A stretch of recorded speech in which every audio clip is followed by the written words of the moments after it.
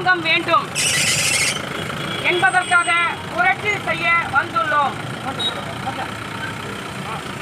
இலவசம் கொடுக்காத அரசாங்கம் வேண்டும் என்பதற்காக புரட்சி செய்ய வந்துள்ளோம். ஓட்டுக்கு பணம் கொடுக்காத அரசாங்கம் வேண்டும் என்பதற்காக புரட்சி செய்ய வந்துள்ளோம்.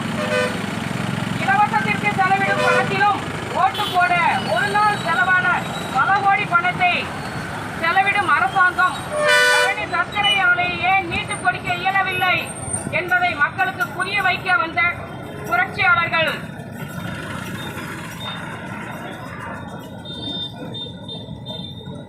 நூற்றாண்டு கடந்தும் நம் சொர்க்க பூமியின் மேற்கு தொடர்ச்சி மலையடிவாரத்தின் வரப்பிரசாதமான செண்பகவல்லி அணை உடைப்பை சரி செய்யாத அரசாங்கத்தை தட்டி கேட்க புரட்சி செய்ய வந்துள்ளோம்.